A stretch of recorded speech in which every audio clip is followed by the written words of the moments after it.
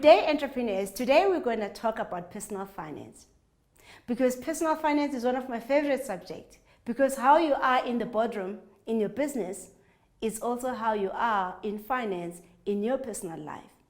So if you have messed up your personal finances, there is quite a big chance that you will also mess up the business finances.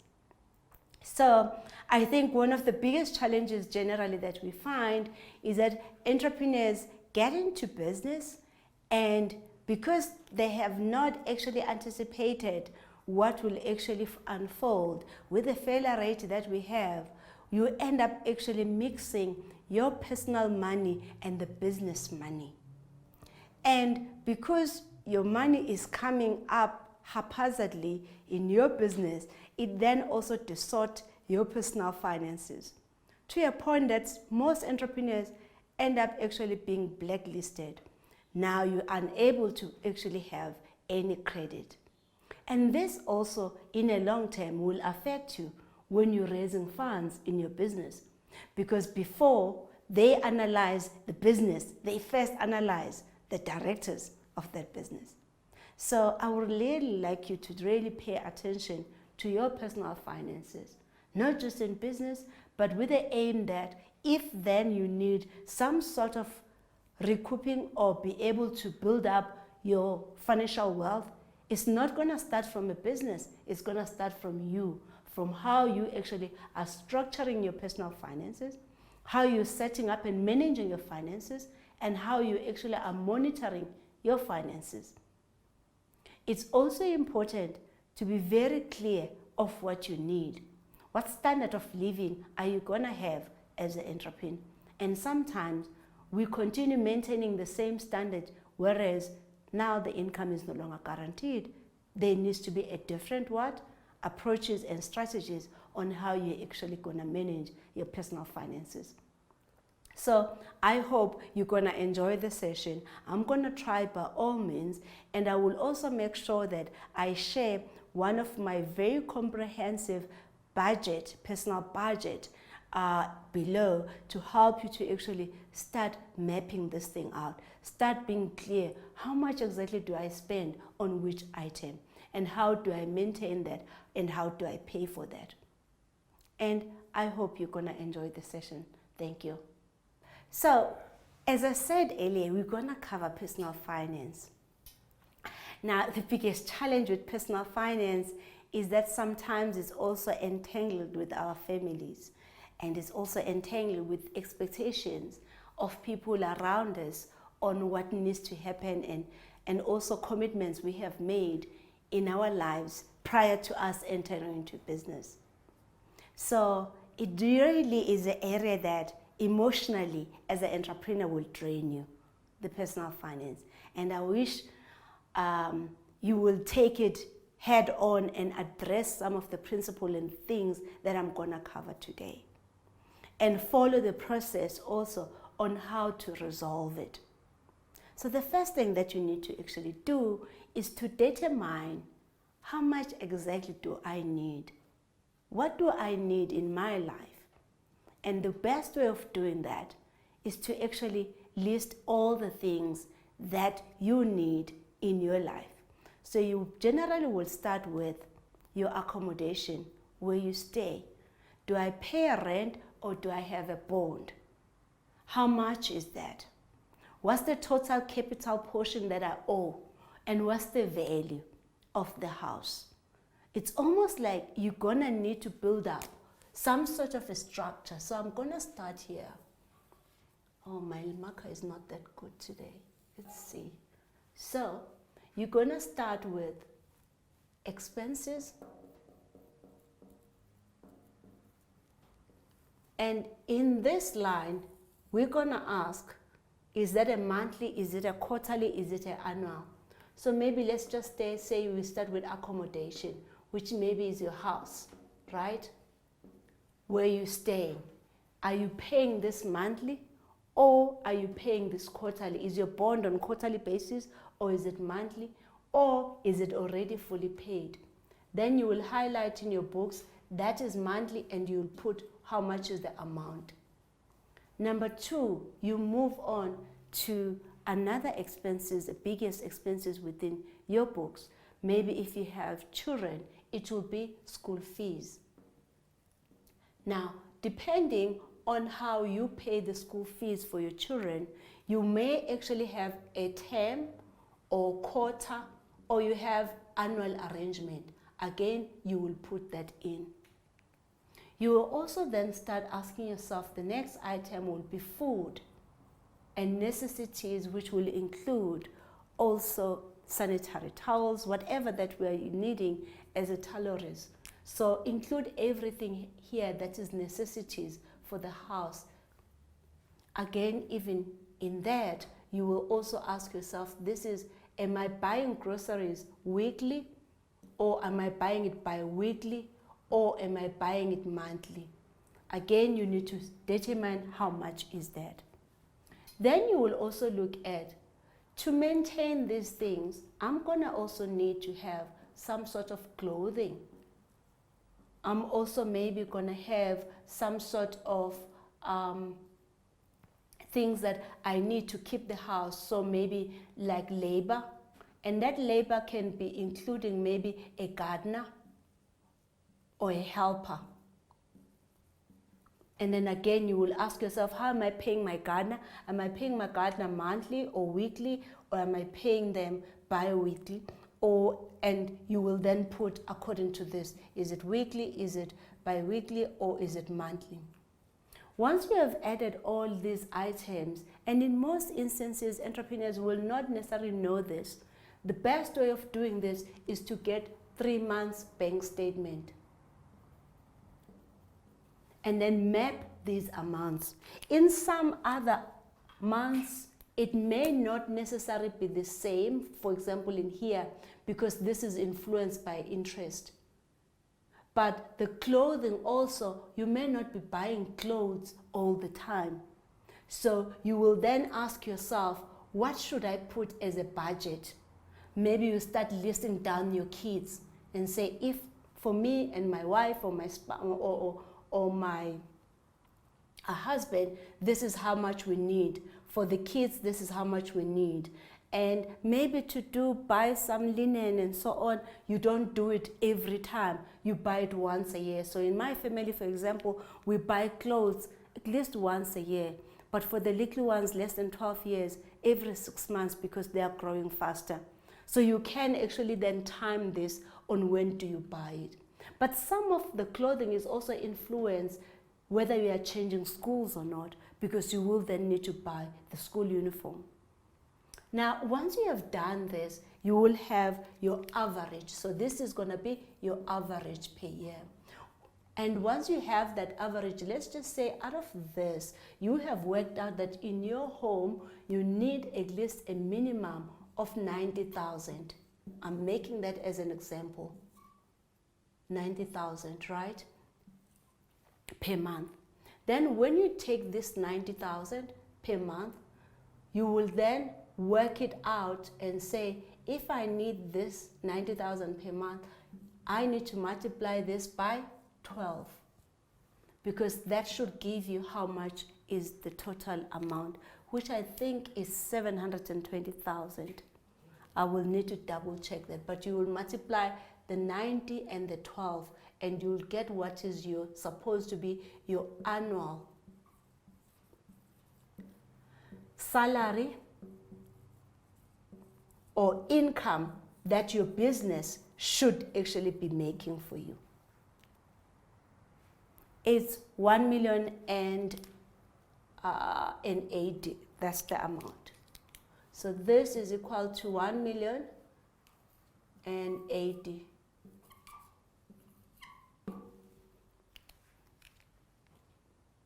So you then have worked out your annual salary that you need.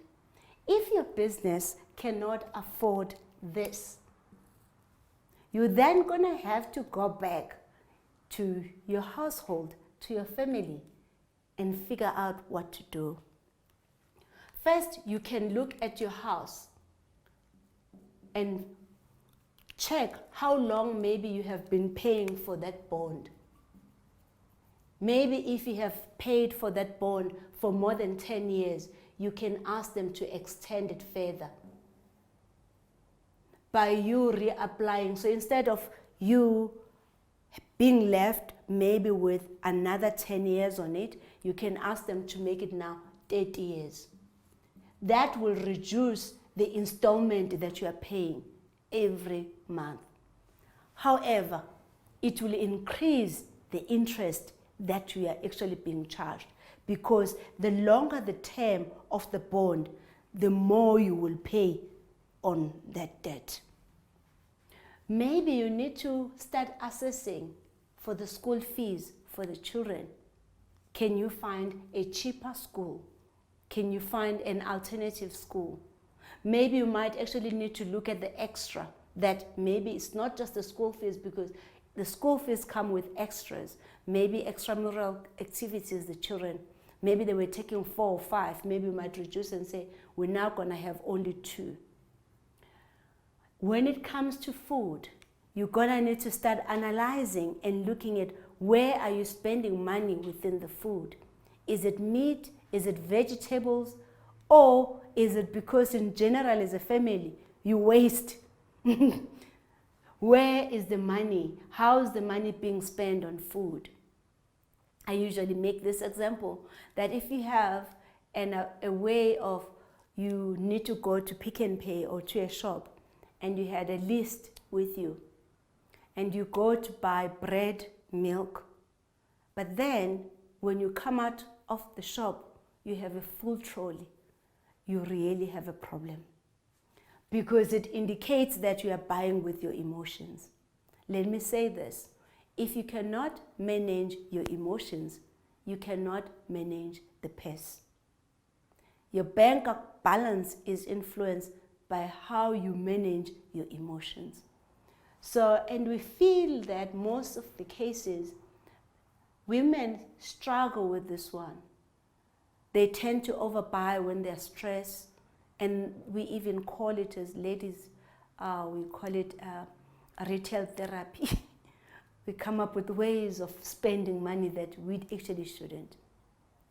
Also, the other thing is that we buy so much food because it keeps us to be comfortable that we're not going to be hungry, or we won't actually run out of food.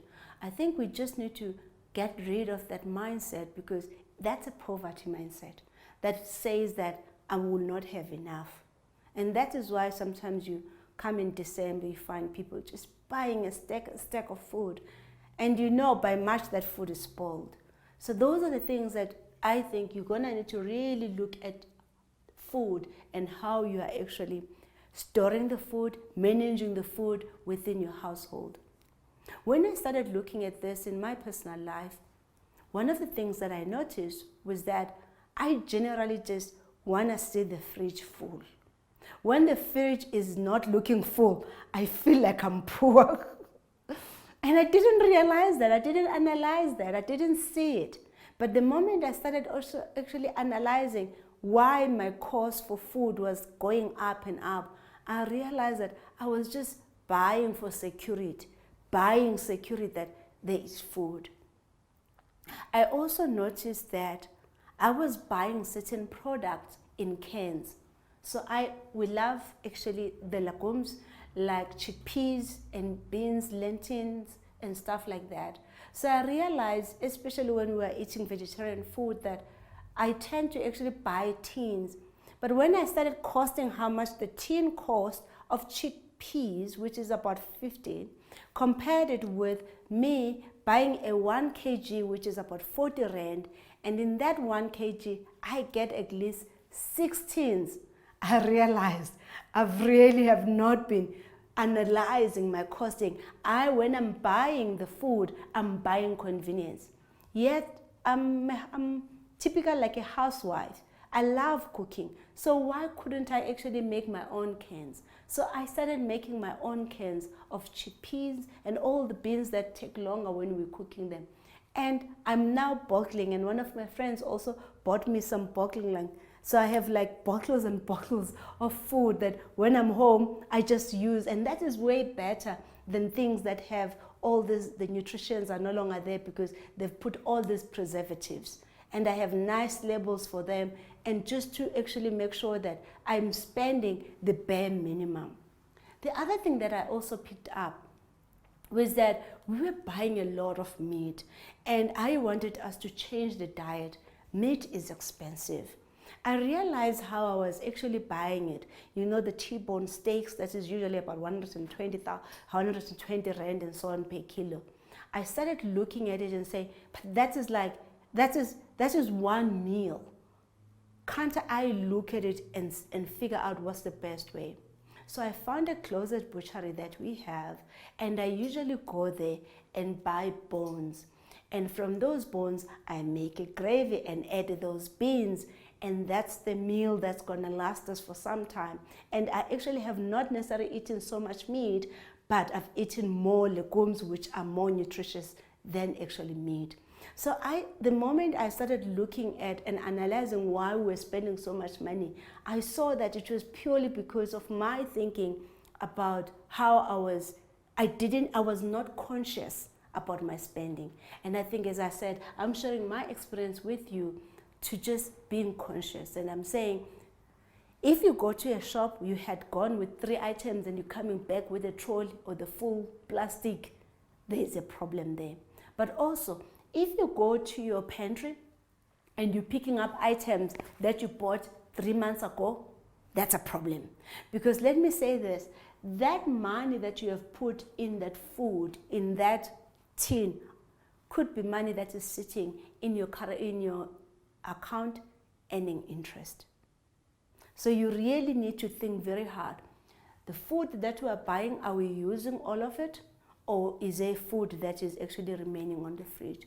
I think also in our families, we have deep freezers and stuff like that, and eating food that is already changed the color.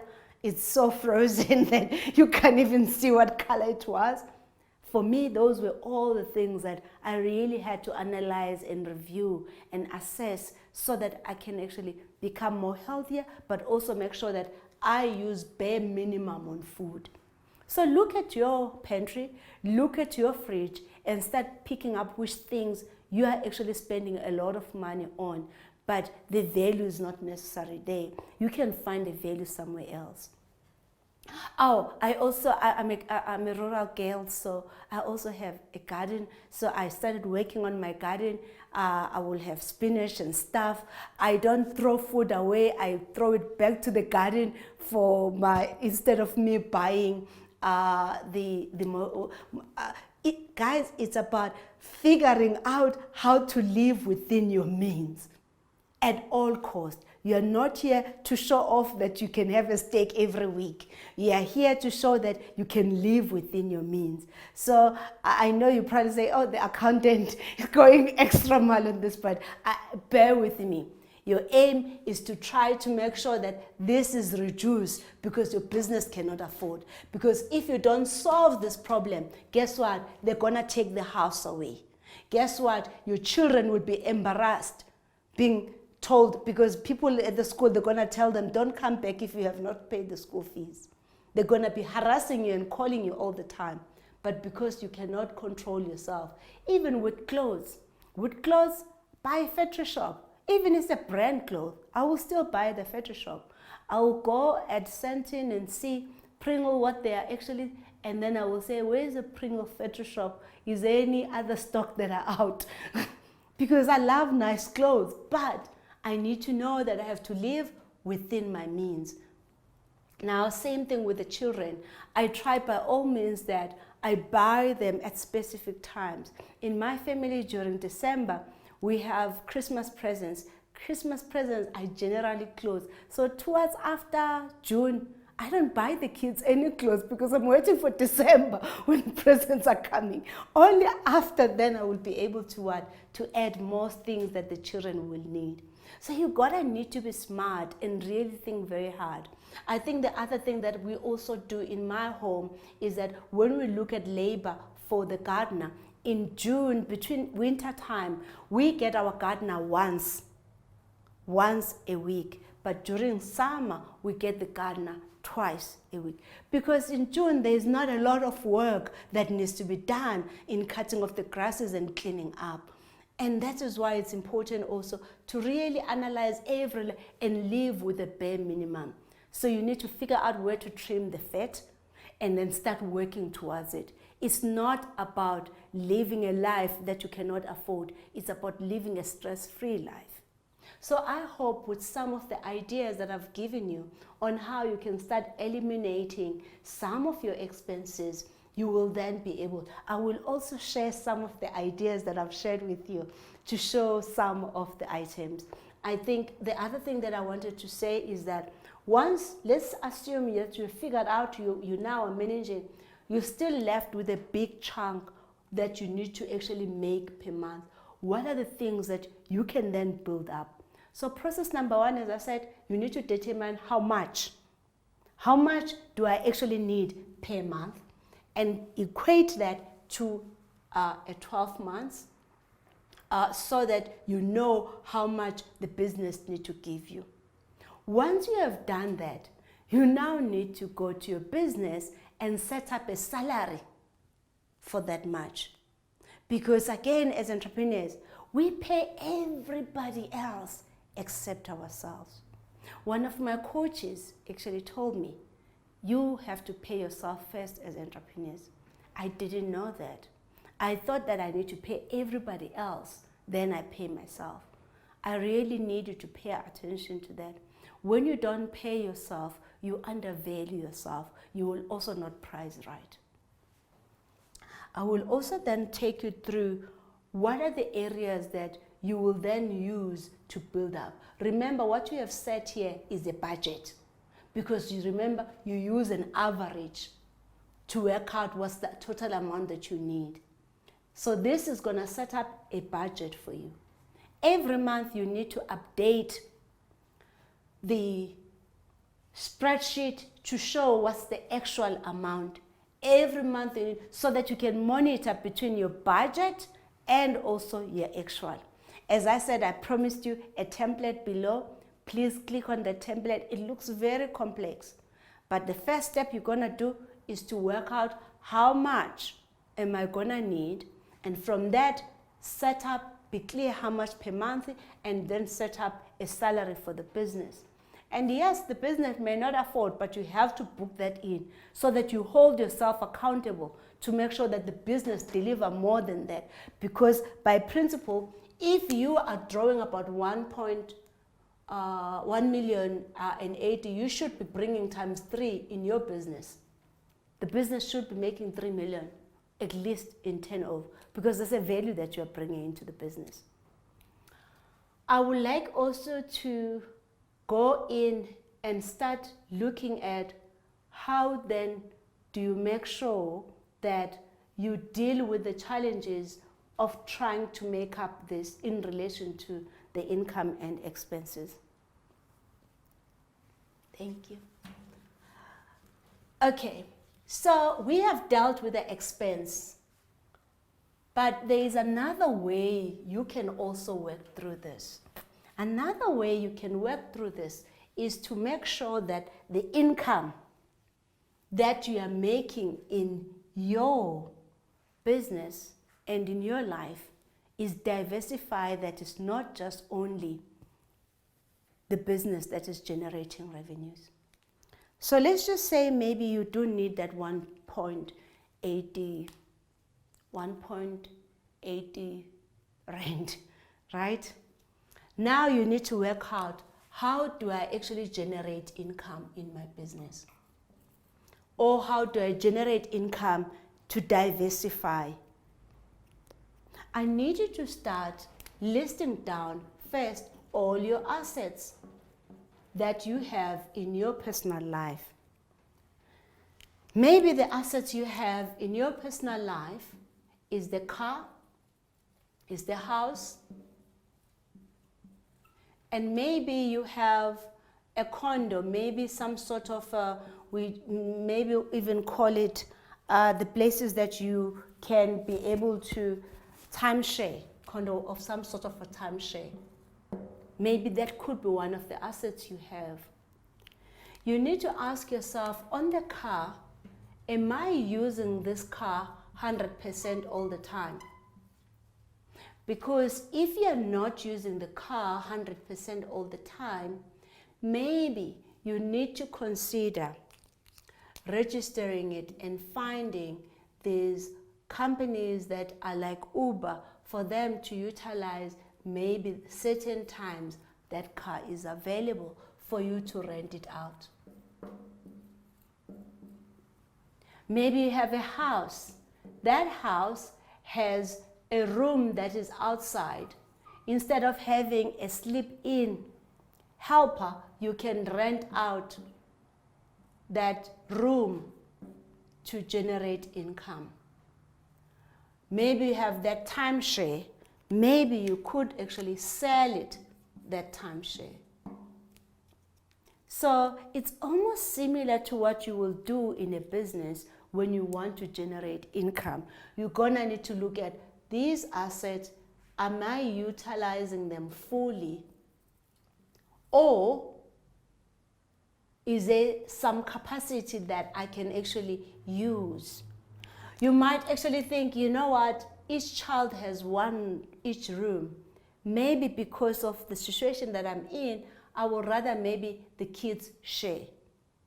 Maybe we need to move to a smaller place or to a smaller area or a cheaper area, because sometimes it's not about the size, it's about the area that you're at.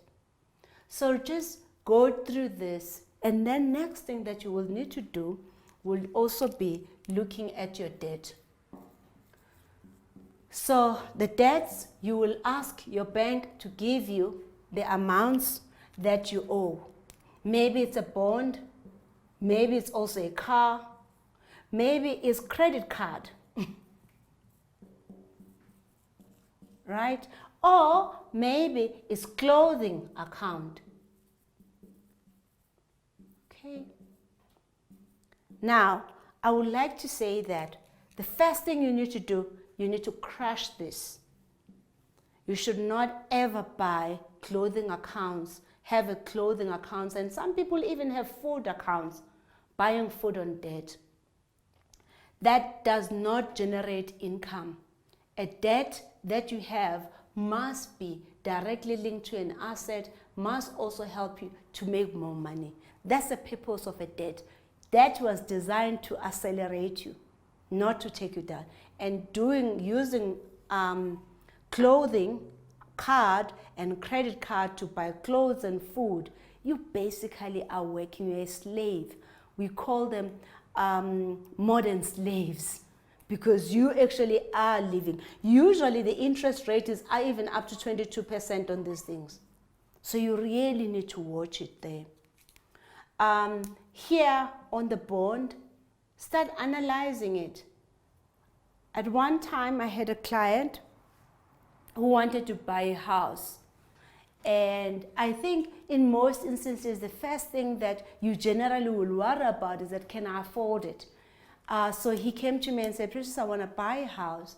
And I need you to tell me, what's the value that I can afford? I then said to him, please show me how much are you actually taking in the business right now. First of all, he had not set up a salary.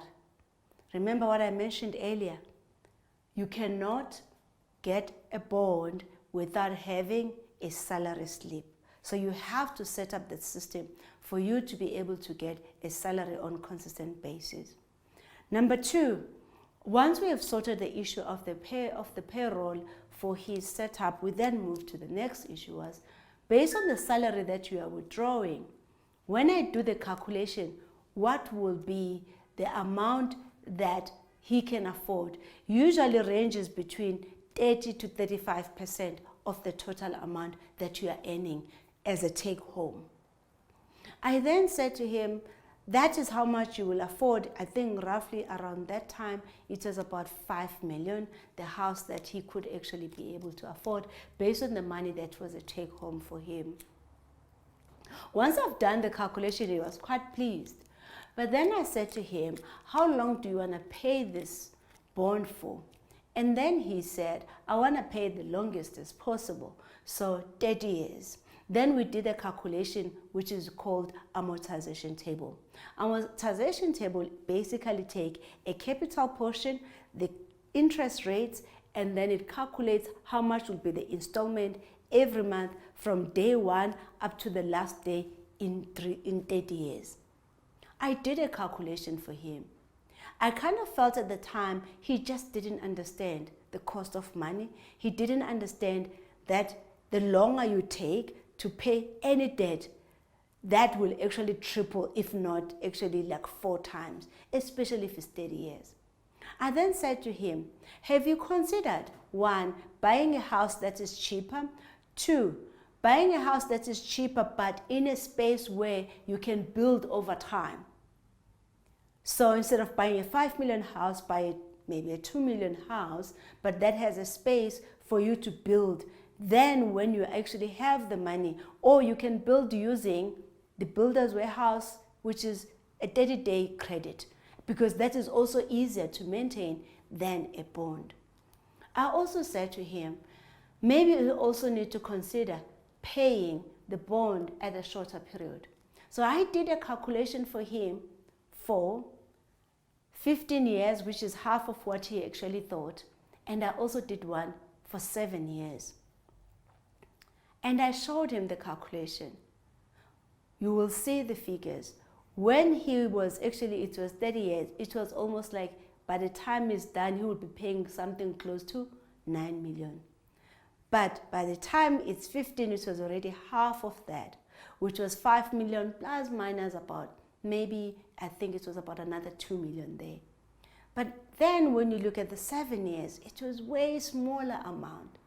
And from that is understanding the compounding interest and the debt, and understanding the interest that the longer you take to settle off on your debt, the longer it will actually cost you.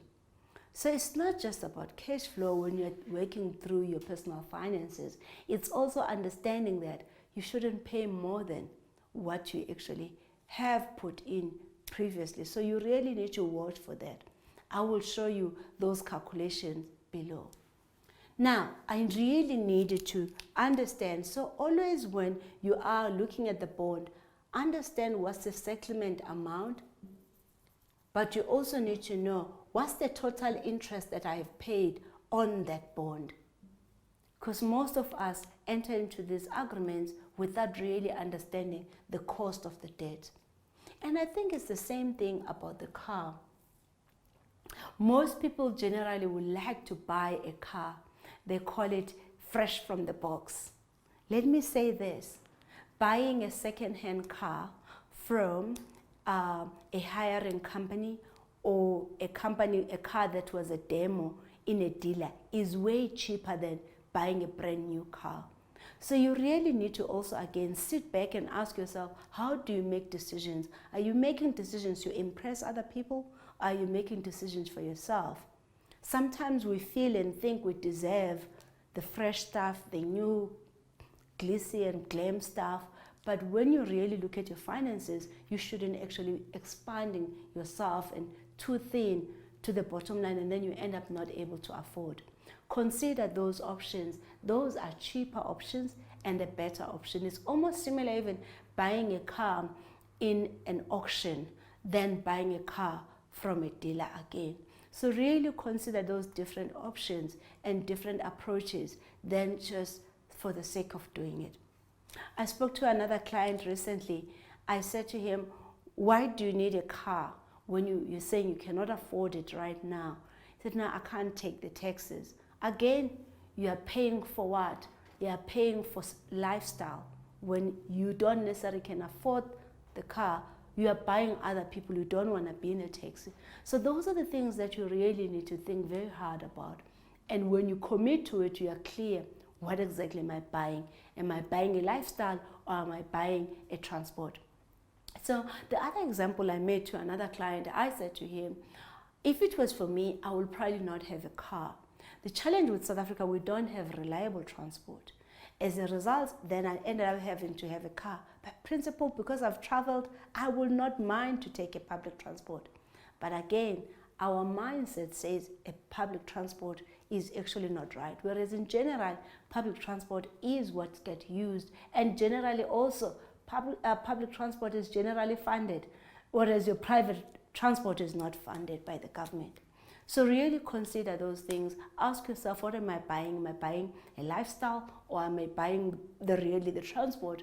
Or do I want to just not actually have to worry about the traveling, and I don't want to worry about where to go and how to go?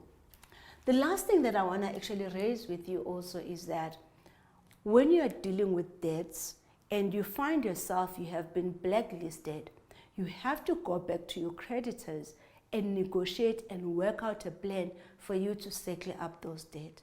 But you also need to make sure that they have removed you from the blacklisted.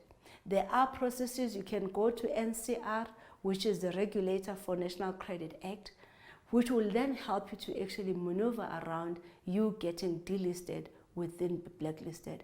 There are instances where they will not remove you until a certain time. You're gonna need to actually make sure that you keep your name clean, because it does affect you at a later stage. As I said on my introduction, when you do your application for your business financing, the first thing they look at is your personal finance. They look at how you have conducted yourself. And the reason why they do that is because at the end of the day, you will be making the decisions. So the decisions that you are making in your personal life end up actually affecting the business. The last one that I want to make sure that you get, you need to do a credit check of your partners too, not just maintaining yours.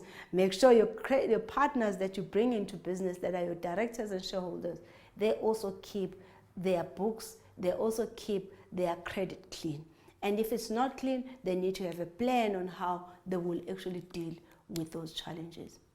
I hope you have learned one thing or two, and we will be running additional support and workshop to help you to actually work out your budget. And I say that budget is now going to help you to know how much the business should be paying you so that you can set up the pay slips, but also it's going to help you to know exactly that business is supposed to bring more money to you, because there's no point of being in business if it does not produce the result you are looking for. And good luck. Thank you for today. Let's see you on the next session.